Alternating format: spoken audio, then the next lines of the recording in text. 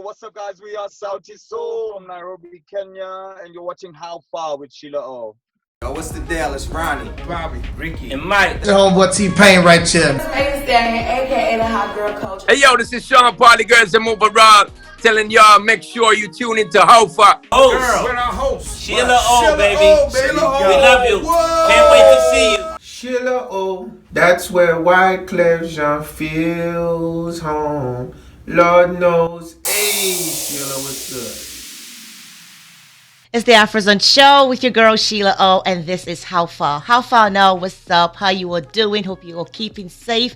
And of course, like I like to say, social distancing and living your best life. My guests today are a dynamic group of four: a vocalist BNIM Baraza, Willis Chiamano, Savra Mudigi, and the guitarist Polycap Otieno, together called Sauti Sol. As far as I'm concerned, they run Kenya, all right, East Africa's #1. Sauti Sol released their debut album 1st of November 2008, yeah, that's right, to critical acclaim, massive recognition. The second studio album, Sofi Sofuya, they're gonna have to punish me for this. I know they're gonna be like, what are you saying? Sofi Sofuya was released 25th of February 2011, earning the group a number of accolades and nominations in the process. June 2012, the band released a self-titled extended play in collaboration with South Africa's rapper and record producer Spoke Matambo. The third studio album, Live and Die in Africa, was released on the 21st of November 2015 as a free download. I mean free. That was a Christmas present to all the Sauti Sol fans. They gave it out for free, all right? The band had several successful tours in Africa, Europe, Kenya. They topped the charts. They have a lot of international collaborations, doing great things in Europe and USA. I mean, their Spotify numbers are doing good. How far, Sauti Sol? I know I just got two of you. So who and who do I have here? You have Willis Chimano and you have BNM Baraza. Okay, that's what. I'm going to take two. I know there's four of you. I'm going to take two. So guys, in 2011, right, you had this massive performance in Kenya with South Africa's group, LadySmith Black Mambazo. Who initiated that legendary move? How did that happen? wow, that was an annual jazz festival that usually happens here. Or that happened here then by the biggest telecommunication company in Kenya. So they happened to bring LadySmith Black Mambazo, and they needed a Kenyan act to pair with, and we were the first choice. So that's how it happened. Okay. Organic move, right? It was an organic thing. That's what's up. Okay, you have till date received both local and international accolades and nominations, including the Kisima Music Awards, Channel O, that's South Africa's Music Awards, the MTV Europe Music Awards, the BET Awards, and of course, now in 2021, the Headies Awards in Nigeria has also recently just nominated you. What do all this recognition mean to you guys as a group? We always just and we are humble across the world by all these accolades. They don't really define us though. We are pretty much engrossed in our music and engrossed in sending out the messages about the content. Nicely put, Diana. Nicely put. The Midnight Train album. Talk to me about the inspiration behind the song that went into this amazing body of work. You guys did a great job with that. Kudos to you on that. And is it different from the previous album, African Source? Oh, definitely, yes. Of course, there's an age, gap, and in accordance to how old we were when we were doing both projects. I think the older we get, we're getting better. We are getting more confident in expressing ourselves, and we're writing more, deeply about things that are happening to us or to people around us. And the Midnight Train is a very mature expression of Sauti Sol that is also cutting across all ages, all societal barriers, and represents Africa in a good way. So I would ask everyone to please go and stream it all.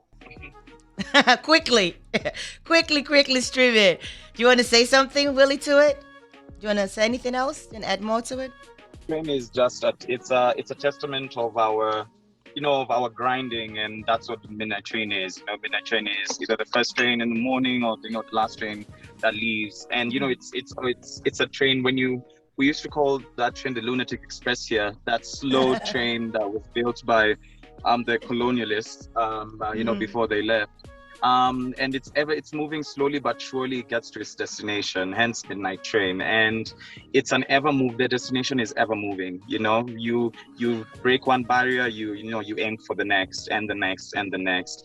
And that's what it means, just steady rocking, keep it in there and keep staying strong and keep reinventing yourself.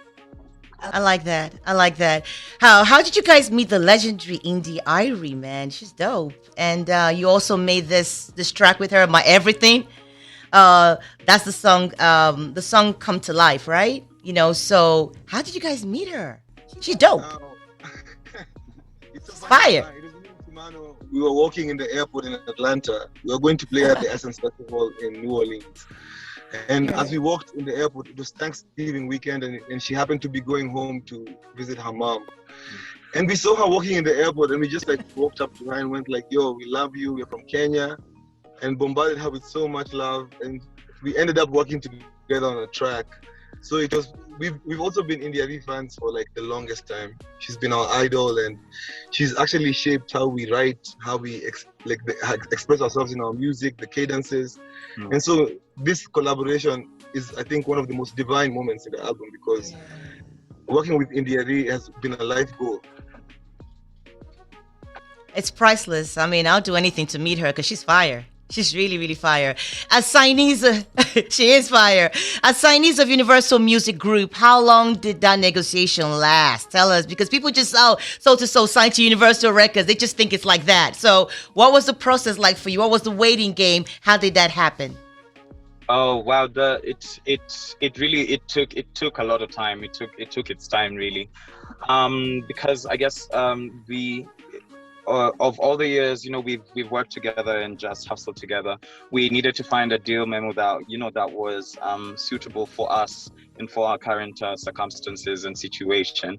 So that's why it took long to be able to get a contract that works for us and as well works for Universal. So it took almost 3 years from the first time they approached us. I think even at some point we were just not sure it was going to happen anymore. But then when you just think, when you're on the brink of thinking it's over, that's when things actually happen. So it did take a long time, but we're glad it took a long time because we were able to get something that works amazingly for both of us, for both parties.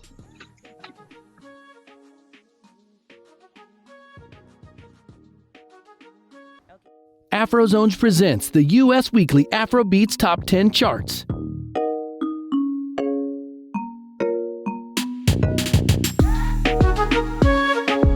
In partnership with Mixcloud, Afrozons, a curator of Afro sound and culture in the U.S., will feature the first ever U.S. Afrobeats charts.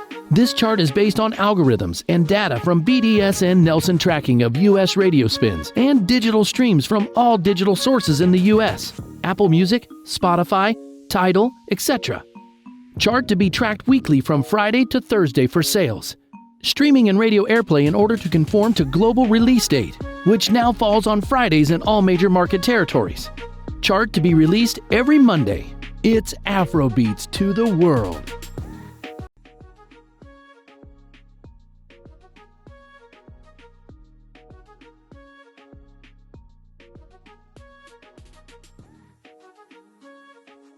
You have also released some of the music videos from the Midnight Train album, Susanna, Brighter Days, featuring South Africa's Soweto Gospel Choir. How has been the reception with your fans? Because you guys tend to do a lot of collaborations with South Africa, don't you? I mean, LadySmith, Black Mambazo, now the choir. How's your fans been responding to it? I often say so many times that Africa itself needs to borrow from the music industry and from the art, from the arts in general, because in the music industry we collaborate more than any trade done in the continent. I don't think we're eating jollof rice in Kenya as much as we should, and this collaboration itself opens markets for all artists to work, creates jobs for multiple youth across the continent. it just makes Africa stronger. So first of all, the rest of the world and other industries have to learn from us in that regard. Yeah. But also, I really want to thank the fans because they have really made these songs their like quarantine and lockdown mantras. Yeah. And a lot of people have said to us that the music has taken them through difficult times in lockdown, and it's been a listening season as well because the pace of life has gone significantly slower. Yes. So we are really happy with the reception, and we are asking anybody who's never streamed Midnight Train, like, give it a minute, open up your heart and open up your ears. No, I definitely agree because, we've had Jerusalem from Master KG. We've had Nobody from Neptunes. And, of course, we have your track as well. You guys were the COVID songs. Like, you were the ones that made life look better. Like, okay, we're stuck at home, but at least we got you guys. So let's talk about COVID now in Kenya. I mean, how has COVID been affecting the music industry? The concerts, the tourism, everything. How's it affecting you guys, Sauti Sol? You want to say something? Yeah, man. Okay, I'll start. Man, when COVID hit, it was, it was uncharted waters. It was wow, pandemic. I mean, when you read history books, you only hear of the bubonic plague and the Spanish flu and things like that. You don't understand the severity of the situation, and we happen to be that generation that is experiencing that kind of pandemic. Yeah. I mean, so. Well, that happened, and the music industry and artists suffered because it was a blow in terms of shows, gigs, and artists make a lot of money, and as well, a lot of their living from being seen, from playing, and maybe I'll say to some extent, when it comes to endorsements, blah blah blah. Well, then everything happened and all was dropped. So we had to reinvent ourselves and had to work with the times, which is why now you do see a lot of visual shows. But then as it started, now within that context, you also have to reinvent yourselves. So visually, how do you make your work aesthetically pleasing, visually? So, I mean, and also it was just a moment to kind of almost take a breather to an extent. With family. To recalibrate and to also just to see not where you're going wrong, what to look, have a bit of introspection on your work and your music and how how you write your music, and just doing a bit of screen cleaning. So that has happened, and also it's a time for preparation. In times of peace. Well, I'm not gonna call it peace. I mean, it felt like a war on us. But then in times of peace, I'll say, metaphorically speaking, in times of peace, when we are not playing, in front of an audience, you prepare for war. So once things open up, I would hope that, as creatives, we have prepared enough such that when we are able to see each other flesh to flesh, it'll be worth it. It'll be amazing. The first concert in Kenya will be fire. It will be amazing. I know something happened in our neighboring country. We're one Africa, so I just want to know what your take is on that. It happened in Uganda. I know it didn't happen in Kenya, but Kenya, Uganda, Tanzania, our neighboring countries, right? In East Africa. So Omale and Thames were in Uganda, and they had a concert out there. And while they were out there, they got arrested because for not following the COVID protocol. Do you think it was right, just your opinion as artists, do you think it was right for the pressure to be put on the artist, or should it have been put on the promoter? If roles were reversed and you were there, what do you think, you would have liked to see happen if it were you? I'm gonna put it on I think maybe the Ugandan government. I wouldn't put it on the artist or the promoter, because everybody is trying to make a living, man. These are hard COVID times. And I don't think the government needs to impound on artists who are just and promoters who are trying to create an ecosystem to employ youth, when at the same time there's a campaign going on. They gave the go ahead. Yeah, there's a campaign going on, and there's elections. So there's other things that are happening that are endangering the lives of people either way. And that's not only in Uganda, that's in Kenya too. Like in Kenya, they're impounding on, shows, they're impounding on all these different things that have been our lifeline for a long time. However, I think we just all need to be careful now, because also Africa has been very lucky in regards to COVID. and how we've dealt with it. I'm very proud of us and what we have achieved so far. So let's not lose sight of that as well, because COVID is real, man. Guys are out here dying. It is so real. let's also be very responsible as artists and promoters to make sure that we create events that are futuristically, because like this is business unusual. So if you're doing an event, make sure guys are social distancing, make sure everybody's given a mask upon entry, make sure there's pots to sanitize around the place, like just create an environment that will allow us to also enjoy music during COVID. No, I really appreciate you saying that. And the point you made on Africa as well is valid. Like a friend of mine said to me once that it's a good thing the numbers of COVID are low in Africa because we already have Ebola. We have enough problems. And maybe God said, let's just leave Africa. Let's just leave Africa a little. But COVID is real and COVID is there and we should keep social distancing. In America, our show Afrozons is the one and only, the first Afrobeat show to be nationally syndicated in the U.S., in the United States of America. That's our show, Afrozons. Thank you. And of course, we rep you guys hard. What do you think should be done more for more US stations? I'm talking about the competition, the iHearts, the people like that. What do you think should be done more for them to actually have our music on their playlist? That is very political for me because, it's beautiful to see that the world is now paying attention to Africa. But Africa have been doing this and we've been going on, with or without the world. It'll be a shame if America brags to be very diverse and they don't also expose as much good information about Africa to their people as they should. So I'm looking forward to hearing, but also it's happening already. There's of course more. There's always more to do, but where we are right now, I think we're in a very good place. We're in control. I just want to tell other young Africans in the diaspora, you know what? Join the movement, join the cause, and be the African dream. There's no more American dream. You're the African dream wherever you are, whatever you're doing. Get it, man. It's our time, and it's always been our time. But to them, it's our time. So let's take advantage of that.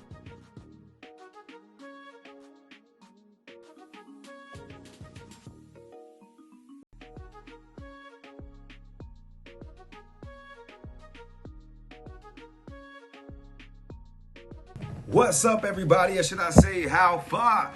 Yo, Sheila O, Afrozons to the world. I salute you. I go by the name of Cass.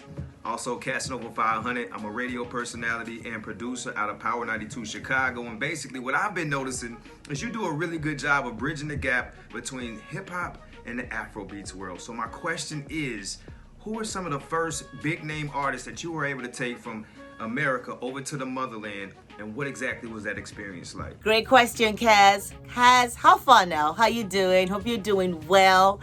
Okay. Major artists that I have been able to work with, by taking them out there to the motherland, to Africa. God, there've been a lot of them. All A-list artists, and I give God the glory. My very first one was Shaggy. Okay, and I didn't even know what a technical writer was then. I just knew I wanted to do this job, so I was learning on the job. So thank you so much to Shaggy and his team for using that. That was a learning experience for me, okay? That was a teachable moment for me. And after that show, the sky was the limit. I done Busta Rhymes, I done Nas, I done Ludacris, Jay-Z, Beyonce, Sierra, Nicki Minaj, Megan Thee Stallion, Mace, Naughty by Nature, New Edition, RBRM, Boyz II Men, Sean Paul. The list is endless. I don't know who I'm leaving out. Dionne Warwick, Anita Baker, living legends as well. Done it all. And looking forward to doing more. My experience has been great. It's just a priceless thing to be the first to take some of these names I mentioned to the motherland. You see how emotional they get. You see how they kiss the floor when they get on the ground. You see how receptive they are to the people. I'll be honest with you, at some point some of them weren't, but I think the world is opened up now that people are more conscious about Africa and more knowledgeable, knowing that, okay, it's wise to know where you're from. And then when you find yourself there, it's like, wow, my ancestors are from here. So you show love and you're excited. So yes, it's just been great and I love it and I'm still doing it. Thanks for asking, Kaz. Artist A&R, and of course, events management. publicist. So I have a question to a beautiful lady, Sheila O, the rebirth of Amapiano music. We've seen Amapiano music taking over the industry, from Afrobeats to even bongo flavor music. They're getting into the tempo and rhythm of Amapiano music. It's something we never thought it would cross borders, but it has turned out to be great. So what's your take on that, Sheila? Thank you. How far, the beautiful Joy, all the way from Kenya. How you doing? How far? Hope you're doing well. All right, let me start with the correct greeting. Thank you so much for that question. And yes, Amapiano music is doing great things and taking over. Okay, it's funny though, but that's a really good question in the sense that we categorize everything that comes out of Africa as Afrobeats, guilty as charged as well. All right, but even though there's Afrobeats, there's a high life, there's Amapiano, there's Afropop, there's the one in Zambia as well, which is more jazzy and punk-like. You know, there's different type of sounds that comes out of the motherland. You know, that's how music started, as far as I'm concerned. It originated from the motherland, and there is space for growth for every single one of this genre of music. And I feel like right now we just have been able to get that coin, Afrobeats, because before it used to be, African music, or it used to be world music, and then now we're able to now coin Afrobeats as a genre that's doing very well. And I believe that will lead to us being able to coin Amapiano music as well, and any other type of sound that comes out of Africa. We will be able to, you know, have its own movement and have its own name. The beautiful thing about it is, like, even though it's really more from South Africa, if it's fair for me to say, I'm not saying it originated there, I'm just saying South Africans are that's a sound that really comes out of that part of Africa. You know, you see other African countries now doing it as well. It's out there in Nigeria, it's out there in East Africa, because the beautiful thing about Africa is that when a sound comes out, we all embrace it. So yes, it's here to stay as well. It's Africa to the world.